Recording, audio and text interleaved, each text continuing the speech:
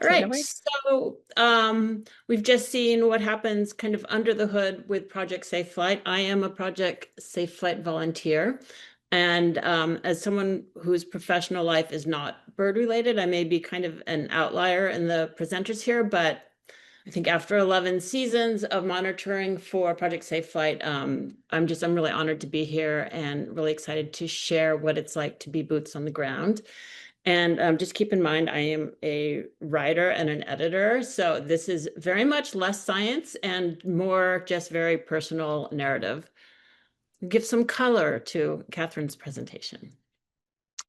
As of this morning, I've documented 3,061 window collisions in New York City, mostly in the financial district. This morning was 3,061 Dark-Eyed Junco, 632, 3 World Trade Center, ticket to Wild Bird Fund, so that's good. Wild Bird Fund is our local licensed rehabber where we take all of our birds. Sometimes when I'm doing my routes and I'm digging through a porter's trash can before dawn because he said he swept up birds, or I'm on the subway with a backpack full of dead birds and I've got a woodpecker trying to break out of a paper bag, I think, like, how did I get here? Like, when did I become this person? And I know exactly when it was, actually, to the day. It was May 16th, 2020. And it was during the COVID lockdown. And I discovered that bird Twitter was just an excellent source of dopamine. And so my Twitter feed was filled with beautiful Central Park warblers. And then somehow the algorithm must have glitched because suddenly this appeared. Um, and Timberdoodle 20, wherever you are, please know that the butterfly effect is real. I'd really known for a long time that window collisions were a pretty severe threat to birds, but I kind of never understood the scale.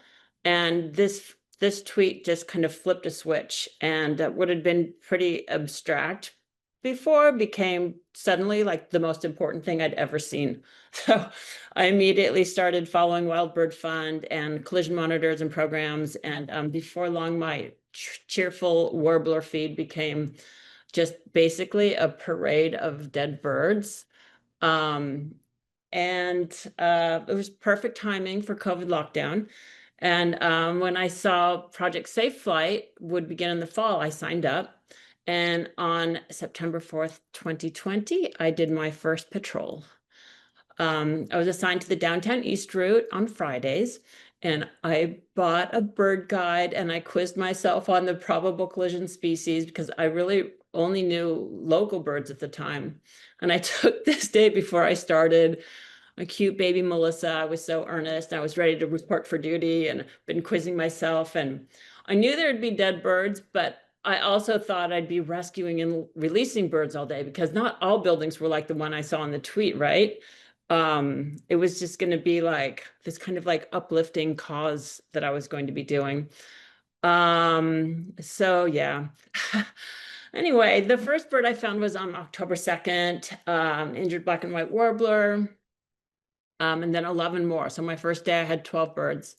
And I didn't really have a system yet for documenting or photographing. So I took my bird to the Wild Bird Fund, went to Central Park, dumped these birds on a cloth I had.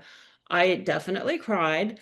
I tried to identify them. I was looking through my book. I didn't know most of these, which is funny. If you look at them, they're all like very evidently what they are.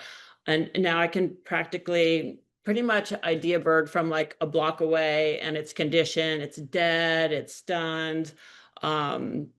So it's been quite a learning curve. That first season, I ended up documenting 83 birds. And during that time, I had this incredible good fortune to connect with another collision monitor, the legendary Callista McCrae. And she really showed me the ropes. And I'd finished my route and joined her on her route, which was World Trade Center, which was much busier. And it was really part of that's like the part of the community that we really support each other and bond with each other. Our community comes from all different walks of life, and but we all have this incredible passion in common, and it's been a really important part. I don't speak about it much in the next slides, but it's really important. So she'd scouted some really bad buildings that weren't on Project Safe Flight yet, and we would freelance those for D-Bird. And in fall 2021, those buildings and a new route were added to PSF, setting the stage for September 14th, which is a day I'll talk about now because I have to talk about that. These two buildings were added. This is World Trade Center 3 and 4, and all of Brookfield Place was added. And now there's even another addition to this route. So before September 14th, 2021, I documented 180 birds over the course of my first 2 seasons. And then on that Tuesday, I just basically walked into a mass collision event. It was staggering. Some of you may have heard about it before. I tend to talk about it a lot. It was 6:13 a.m. when I arrived to find my first bird. I tried to photograph each bird as I started, but I couldn't photograph them. I had about 18 birds in the first 4 minutes of trying to photograph them. And I was like, okay, can't photograph them. Started putting them in their individual bags. Can't do that. Started putting them all in gallon Ziploc bags. And after 92 minutes, I had 300 birds of 18 species, mostly from these 3 buildings, actually all from these 3 buildings and this facade. And if I can advance my slide. I knew I couldn't get the scale of this in a photo, so I just started videoing, and you can see it was just really, I did this for 92 minutes. My partner always asks every morning when I'm out, how are the birds? And I just sent him that photo of all my patients going to Wild Bird Fund. And then I took them home and sorted them out, took a picture of each one so I'd have record and ID. Altogether, I had 230 bodies, photographed 40 on awnings, and had 30 injured birds going to Wild Bird Fund. And so I talked to Caitlin Parkins, who was running the program at the time, and we agreed on next steps and a social media strategy on my end. I didn't have a very big Twitter presence. I just kind of hoped local birders might see it. And within hours, journalists were DMing me, and the story kind of took on a life of its own. And it wasn't like a McCormick-sized event by any means, but I think the poignant location made it really ripe for headlines. This was my tweet. I included another video like that one. And you can see, this was some of the press we got. The headlines were kind of all over the place. So after things calmed down, I kind of was just back on the streets looking for birds. And what remained, though, was this like very, very fierce, maybe stress response, maybe coping, I don't know, but just a need to document every bird I could find and save any bird I could. Just kind of obsessive. The thought of a bird dying anonymously just makes me so sad. And so in my small way, I try to give each one a legacy of sorts. I know that's what a lot of us here are doing in different ways. It just took a 300 bird day to get me here. But I collected data for PSF and D-Bird. That's my first priority. We do, as Catherine explained, we do one pass for the Project Safe Flight data, and then I will continue circling and looking at new buildings and everything for D-Bird, and then getting the injured birds to the clinic. And then after I photograph every bird, I make sure all the carcasses go to New York City Bird Alliance. Like Catherine said, it's really hard to throw away a bird. It's like, I can't do it. So my freezer is usually full, and Catherine gets a lot of deliveries from me. I post them all on iNaturalist, which is over here, and there's a couple bird projects that they are included in. So I think it's really important to have that kind of public record of these birds. And then I keep my own data. I have a spreadsheet. That's why I'm always spouting off how many birds exactly I've found. And then I deleted my Twitter app, my Twitter account, because 2025. But I started I had a Instagram account that I wasn't really using, so I just kicked that up a bit, and I've been posting there, sad birding, not a plug, I'm just saying, to share the birds I find. And I just want people to they're there for people to see. I don't really promote it a lot, but if people want to find it, it's there. And I also talk to media whenever I can. I don't really love the spotlight in general, but I find that the awareness is so important. So I am always available to talk to media. This is a New York Times story and an Audubon story. And I always joke that my longstanding dream of being a hand model has finally been realized. But excuse this awkward Bander's grip. I had a very nice grip on this pine warbler, but the photographer asked to see more of the bird. So sorry, bird.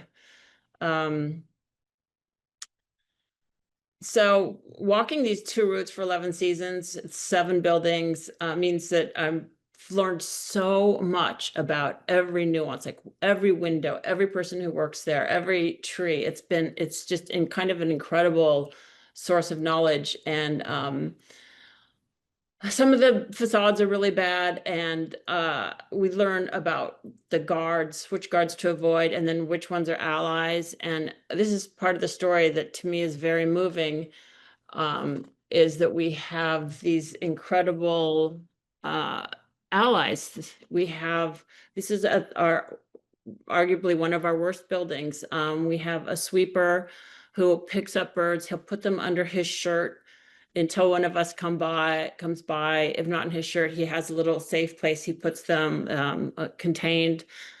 And guards will pick up birds and hand them to us. There's one guard who will take all the dead birds and hide them behind a ledge. And then when we come by, she runs over, she just grabs all these dead birds with her bare hands, hands them over to us. It's just amazing.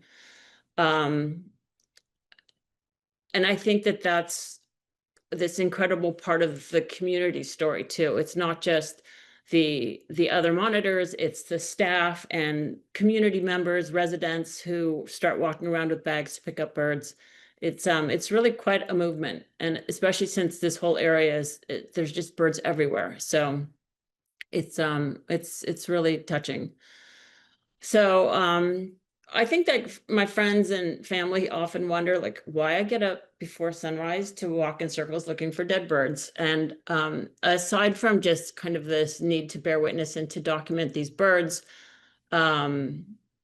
it's seeing change, like Catherine was showing, is really so valuable, and it makes this kind of addictive. Like you just want to keep being able to create this data for change. And some of the worst spaces down there have become retrofitted with glass, with feather friendly and bird divert. Just have 2 examples here. This was the Brookfield Ferry Terminal, and you can see here I would just find birds all along this little walkway, and there's 6 of these plankways. And of course, warblers can't swim, and this is a very small area. So this was completely retrofitted with feather friendly, and the New York, New Jersey Port Authority was amazing and responsive in getting on this as soon as we showed them all the carnage that was happening there. And here's another one. This was the Liberty Park. This was when Caitlin was overseeing Project Safe Flight.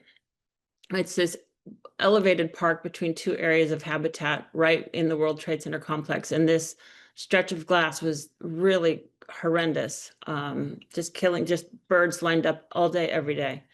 So they were also very responsive and were able to get that mitigated fairly quickly, which was really fantastic. Someone once asked me how long I'll do this, and my answer was as long as it takes to fix the problem, which hopefully I won't be doing it, when I'm 90. But I know there's a lot of hardship in the world, and I feel like I have incredible privilege in having kind of the emotional bandwidth to dedicate myself to this cause. But I feel like I really reap the benefits of living in a city, and that's at the expense of the natural world. And I just feel like anyone who lives in the city has a responsibility to make the built environment kind of as safe as possible for the flora and fauna that we've displaced. That means hauling hundreds of birds every year to Wild Bird Fund in lunch bags on the subway, that's fine.